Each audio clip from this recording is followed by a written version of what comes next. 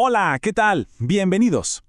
Hoy vamos a meternos de lleno en una idea que es fascinante y la verdad bastante contradictoria.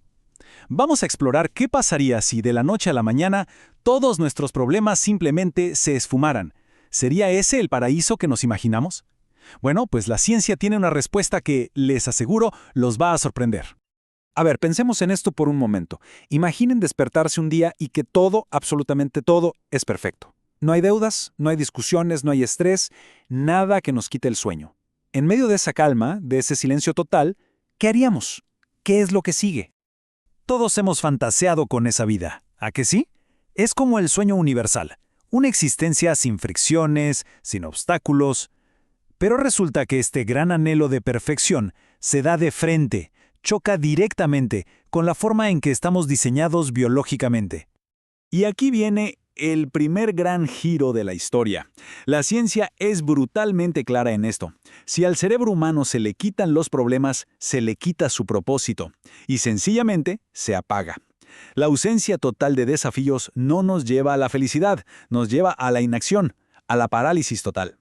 Entonces, uno se pregunta, ¿por qué nuestro cerebro reacciona de una manera tan extraña?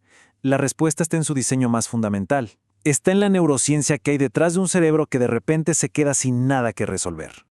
Este es el punto crucial. El cerebro humano no es un órgano que esté diseñado para la paz y la tranquilidad perpetua. Al contrario, es una máquina de resolver cosas, una máquina increíblemente sofisticada. Cada meta, cada reto, cada mínima dificultad es lo que lo mantiene activo y funcionando, es su combustible. Y aquí es donde entra una molécula de la que todos hemos oído hablar, la dopamina. Solemos pensar que es la molécula del placer, ¿no? La recompensa que recibimos al final.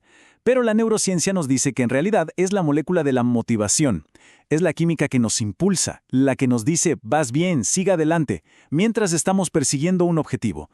Esto nos lleva a lo que pasa cuando no hay nada que perseguir. El sistema de dopamina se apaga. Lo que al principio se siente como una paz increíble, pronto se convierte en un silencio que ya no es cómodo, es inquietante.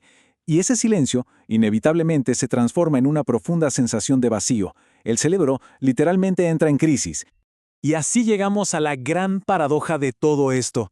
Sin obstáculos no hay propósito. Sin propósito no hay movimiento. Y sin movimiento no hay vida.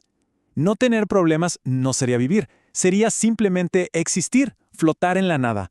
El verdadero problema, por más irónico que suene, es la ausencia de ellos. Pero ojo, un cerebro ocioso no se queda quieto en ese vacío. Es una máquina que necesita funcionar. Y si no encuentra conflictos afuera, ¿qué hace? Pues los fabrica adentro. Es justo en este punto cuando la mente empieza a crear sus propias tormentas. Aquí tenemos que entender una diferencia clave. Los problemas reales, como tener hambre o frío, se calman con una acción concreta y externa. Comer, abrigarse, listo. Pero los problemas inventados por la mente, esos no se pueden tocar, nacen del pensamiento, y por eso mismo suelen doler mucho más, porque ninguna acción externa los puede solucionar del todo. Es casi como un reflejo. Cuando se deja de pelear contra el mundo, el cerebro empieza a pelear consigo mismo. ¿Y qué crea en esa lucha? Miedo sin una causa aparente, ansiedad, culpa, pensamientos obsesivos que dan vueltas y vueltas, y esa sensación tan destructiva de no ser suficiente. De repente, lo insignificante se vuelve gigante. Una palabra maldicha o una mirada neutra se convierten en tormentas internas. Y esto no es una exageración poética. Para nada. La neurociencia lo confirma. La amígdala, el cortisol, todo el sistema de alerta del cuerpo se activa de la misma manera frente a una amenaza real, como un animal peligroso, que frente a una amenaza que solo existe en la cabeza.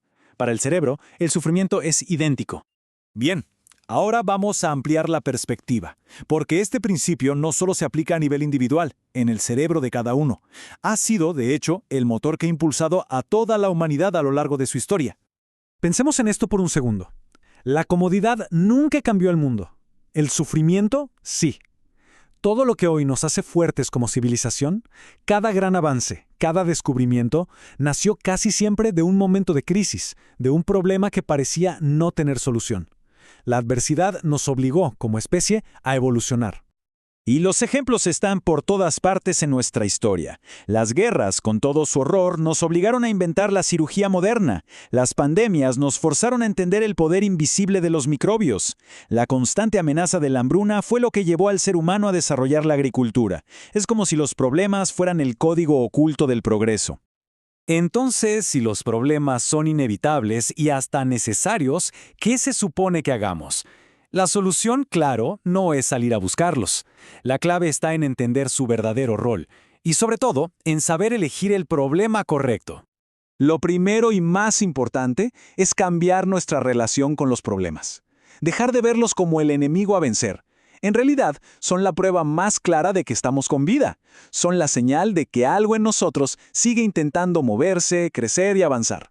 Y esto nos lleva a la conclusión más poderosa de todas. La clave no es buscar una vida sin problemas, sino una vida con los problemas correctos. El objetivo no es una existencia vacía y sin desafíos, sino una que esté llena de esos desafíos que nos hacen crecer, que nos hacen mejores. Hay una diferencia enorme entre los problemas que la mente se inventa y nos hunden en un ciclo sin sentido, y aquellos desafíos que, aunque son difíciles, nos empujan a aprender, a ser más fuertes, a crecer. La sabiduría está en saber distinguir cuáles valen la pena cargar y cuáles hay que soltar. Así que, para terminar, en esos momentos en los que uno se siente rodeado de caos, quizá valga la pena recordar esto. Los problemas no son el final del camino. Son, en realidad, la señal de que el viaje continúa.